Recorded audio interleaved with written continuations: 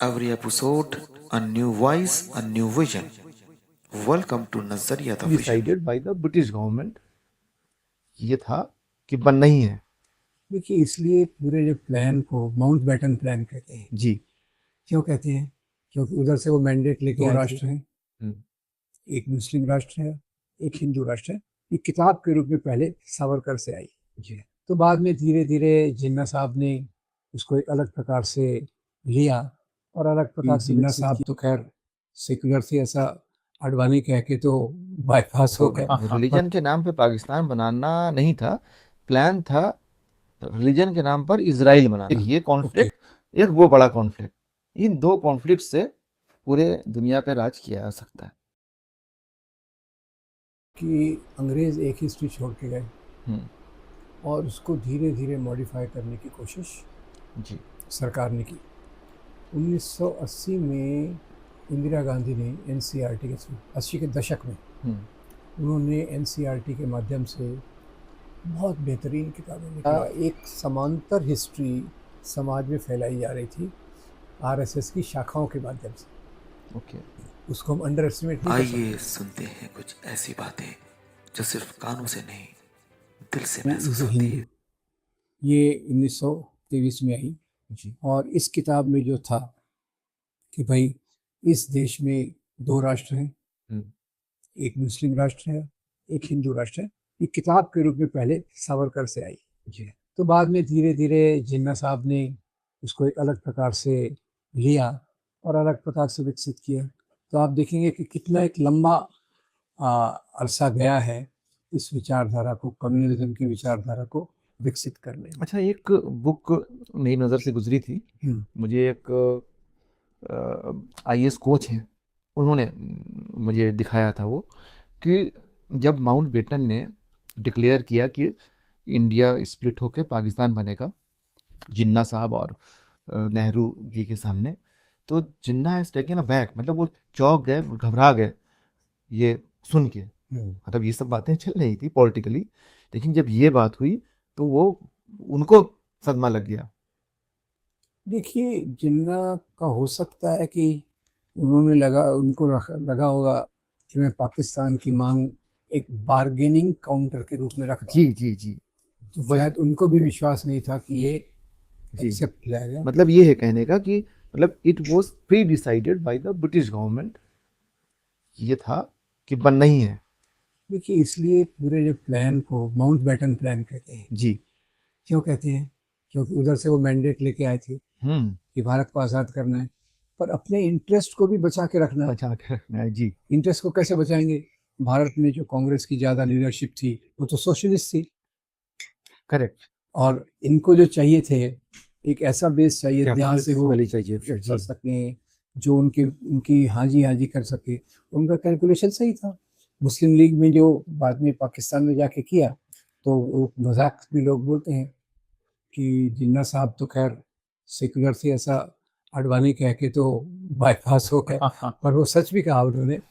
तो वो एक मतलब उनका दीन से, मतलब इस्लाम से कोई खास लेना देना नहीं था। He was not practising any rituals of the religion. और जैसे शराब वगैरह जो हराम होता है वो गोशल ड्रिंकिंग, सूट पहनते थे, करते थे। हाँ, वो सैंडविच खाते थे, नो प्रॉब्लम। वो सैंडविच तो बिल्कुल हराम थी, वो खाते थे। तो इससे मतलब, इसका मतलब ये है कि मतलब वो किसी मजहब के नाम पर देश बनाने वाले तो दिखाई नहीं पड़ते। नहीं, एक था, ये एक लग रहा था कि इस देश में जो पॉलिटिक्स चल रहा है उसमें हिंदू डोमिनेंट है, और आगे आगे चलकर भारत अगर ऐसे ही रहा तो यहाँ मुसलमानों का बुरा हाल होगा, ये उनको एक लगता था। अच्छा। और पार्टीशन का उन्होंने एक बार्गेनिंग करके रखा। वो क्या था, क्योंकि कांग्रेस उस समय क्रिप्स मिशन को रिजेक्ट करने लगी थी, और जिन्ना को लगा था कि क्रिप्स मिशन के आधार पे हम अपनी बात को आगे ले जा सकते हैं। हर एक स्टेट को ऑटोनॉमी होगी, 10 साल बाद स्टेट को फ्रीडम भी होगी कि आप इंडिया से अलग हो जाओ। ये बातें। और नेहरू और पटेल को दो प्रॉब्लम थे। एक तो इंटरिम गवर्नमेंट में उनका एक्सपीरियंस क्या था कि मुस्लिम लीग के साथ मिलकर काम नहीं कर सकते, क्योंकि उनके पास रास्ते में रोड़ा थे जी। नेहरू का प्रॉब्लम था कि भाई हमको सेंट्रलाइज प्लानिंग करना है, अगर राज्यों को इतनी ऑटोनॉमी रहेगी तो सेंट्रलाइज प्लानिंग कहाँ से होगी? सरदार पटेल को रहा था, लगता था कि अगर इतना डिसेंट्रलाइजेशन होगा तो देश का डिफेंस कैसे होगा। तो ये दो कारणों से उन्होंने माउंटबेटन प्लान को पहले सरदार पटेल ने स्वीकृति दी, बाद में नेहरू ने स्वीकृति दी। और हो सकता है आपकी बात सच हो, हाँ, लेकिन ये आश्चर्य लगा होगा क्योंकि जैसे मैंने बताया कि वो कह रहे थे कि अगर मैं पाकिस्तान की मांग करूंगा तो कम से कम वो क्रिप्स मिशन तक, हाँ बिल्कुल, पर वो ऐसा नहीं होगा। अच्छा, एक और उसके साथ थ्योरी है। वो थ्योरी ये है कि ब्रिटिश का प्लान असल में रिलीजन के नाम पे पाकिस्तान बनाना नहीं था, प्लान था रिलीजन के नाम पर इजराइल बनाना। ओके, जिससे कि दो सेंटर्स बन जाते हैं कॉन्फ्लिक्ट्स के बड़े बड़े पूरे वर्ल्ड में। और दो सेंटर जब बन जाते हैं इतना कॉन्फ्लिक्ट्स के, तो चूंकि मोस्ट पावरफुल वही थे, जो जो वीटोज थे वो सब वही थे, तो उनका प्लान वही था कि एक ये कॉन्फ्लिक्ट, एक वो बड़ा कॉन्फ्लिक्ट, इन दो कॉन्फ्लिक्ट से पूरे दुनिया पे राज किया जा सकता है। तो एक ये भी थ्योरी चल रही है, पर मैं है उसमें, मैं उसका रेफरेंस दे दूंगा इस पर आपके। मैं ज़्यादा नहीं कह सकता उसके बारे में जी पर मेरा ख्याल है कि ज़्यादा जिन्ना को जो फिक्र थी जी वो मुसलमानों की थी कि भाई अगर भारत में इस प्रकार की लीडरशिप है, जिसमें देखिए उस समय तक हिंदू महासभा जी आरएसएस ये काफ़ी हिंदुओं मुसलमानों के खिलाफ नफरत फैला रहे थे, मुस्लिम लीग वाले हिंदुओं के खिलाफ नफरत फैला रहे थे। और ये दोनों मतलब वो फंडेड बाय ब्रिटिश थे, मतलब आपका कहना है कि ये फंडेड और सपोर्टेड बाय जी। फंडेड तो मैं नहीं कहूँगा। अब जैसे सावरकर को 60 रुपये महीने की पेंशन देते थे वो, तो उसको फंडिंग तो मैं नहीं कहूँगा, पर वो मोर और लेस सपोर्टेड बाय ब्रिटिश। जैसे आजकल भी आप देखें, जैसे ओवैसी साहब फ्रॉम हैदराबाद, अब लोग कहते हैं ना कि he is funded by, funded नहीं हो सकते लेकिन सपोर्टेड बाय होंगे ना, क्योंकि उससे भी दूसरे काउंटर पार्ट को फ़ायदा हो रहा है बिल्कुल उनके बात करने से। अच्छा सर, हिस्ट्री पर आते हैं, जब आपकी जो सब्जेक्ट है इस वक्त, तो हिस्ट्री, हम हिस्ट्री पढ़ रहे होते हैं या हिस्ट्री के नाम पर हमें पढ़ाया जा रहा होता है सिलेक्टिवली और कन्वीनियंटली?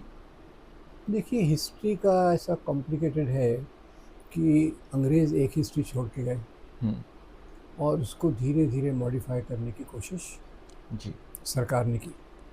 1980 में इंदिरा गांधी ने एनसीईआरटी के 80 के दशक में उन्होंने एनसीईआरटी के माध्यम से बहुत बेहतरीन किताबें निकलवाई जो सेंट्रल बोर्ड में थी जी। सभी स्टेट बोर्ड में लागू नहीं थी। ये जो बोलते हैं एनसीईआरटी और सीबीएसई, कौन से स्कूल रहते हैं? एनसीईआरटी होता है, सीबीएसई जी, वो स्कूल्स में थी। अब हुआ क्या, एक समांतर हिस्ट्री समाज में फैलाई जा रही थी आरएसएस की शाखाओं के माध्यम से। ओके, उसको हम अंडर एस्टिमेट नहीं कर सकते। 1925 से आरएसएस ने उस प्रकार की हिस्ट्री को शाखाओं के माध्यम से, प्रचारकों के माध्यम से, बाद में उनके लोग एजुकेशन में भी घुसे जी। अब तो सोशल मीडिया है, बाद में तो पूरा एक संसार खुल गया जी। अभी तो सरकार खुद उस प्रकार की हिस्ट्री लिखवा रही है। अभी तक 2014 तक जो केंद्र में सरकार थी यूपीए, तो वो ठीक काम कर रही थी इतिहास के बारे में। यानी इतिहास का ठीक गलत क्या होता है कि इतिहास को आप पूरे कॉन्टेक्स्ट में देखें, और फंडामेंटल बात यह है कि आप राजा को राजा के रूप में देखें कि ये सत्ता के लिए है, संपत्ति के लिए है। और ये जो कहते हैं संघ परिवार वाले, वो राजा को धर्म के आधार पे देखते हैं। जी जी जी। हिंदू राजा, मुसलमान राजा, उसके आधार पे देखते हैं। और जो यहाँ की मेल जोल की परंपरा है उस पर आजकल खुलेआम अटैक हो रहा है। हाँ, अब तो खुलेआम। गंगा जमनी तहजीब जो हम बहुत प्यार से बात करते हैं, वो तो कहते हैं ऐसी कोई चीज़ थी नहीं, ये तो मुसलमान लाद रहे थे हम पे, जबकि सच्चाई तो कुछ और ही है कि लोग आपस में कोई झगड़ा वगैरह करके नहीं रहते। नहीं, जब तक पॉलिटिक्स नहीं आती तो हम लोग आपस में जब मिलते हैं जी, कोई भी दो धर्मों वाले, उनको सब कॉन्शियस में ध्यान ही नहीं होता है ये किससे मिल रहे हैं। वो सिर्फ फ्रेंड होता है या सिर्फ कलीग होता है, सब बिल्कुल सही। तो वो तो जब तक पॉलिटिक्स नहीं आती तो उससे क्या मतलब, क्योंकि it is a very personal kind of thing, जो घर के अंदर रिचुअल्स, रीति रिवाज किए जाते हैं। जी। अच्छा, तो जिस दिन धर्म पावर के साथ हाथ मिलाता है, तो जी सबसे पहले कौन मरता है, इंसानियत या धर्म? देखिए, मेरे ख्याल से दोनों एक साथ ही मरते हैं, क्योंकि धर्म इंसानियत का दूसरा नाम है मेरे हिसाब से। जी, कि धर्म क्या है? धर्म तो हमको यही सिखाता है कि आप सबसे प्यार से रहो, समाज में दया, करुणा, ये कोई एक धर्म की खासियत नहीं है। सस्टेनेबिलिटी असल अब में गांधी को है। देखिए तो आपको हिंदू धर्म दिख जाता है, जी, मौलाना आज़ाद को देखिए तो आपको इस्लाम दिख जाता है। तो ऐसे बहुत सारे उदाहरण हैं। तो आपका जो सवाल है, इंसानियत और धर्म को मैं अलग नहीं कर सकता। हाँ, जब मेरा सवाल था कि जब धर्म पावर से हाथ मिलाता है या हाँ, पावर धर्म से हाथ मिलाता है, तो वो धर्म नहीं रह जाता, तो वो धर्म ही एक नहीं रह आडंबर हो जाता। जाता है। बहुत अच्छी बात सर। तो सर, जिस पर आप बात करते हैं, तो नफ़रत ज़्यादा बिकती है या हम धीरे-धीरे उसका रेगुलर कस्टमर बन चुके हैं? देखिए, वैसे भी देखा जाए तो नफ़रत को बेचना बड़ा आसान रहता है। एक बार एक शुरू में शायद कभी-कभी तकलीफ़ होती होगी उनको, जी, पर एक बार वो उस पे लगे रहे, तो बाद में नफ़रत फटाफट बिकती तो है। हम रेगुलर कस्टमर बन जाते हैं उसके। और जबकि मोहब्बत फैलाना ज़्यादा मुश्किल हो जाता है। वो सच और झूठ सरी का है। फिर मिलेंगे एक नए मेहमान के साथ, एक नए नज़रिए के साथ। तब तक ख्याल रखिए।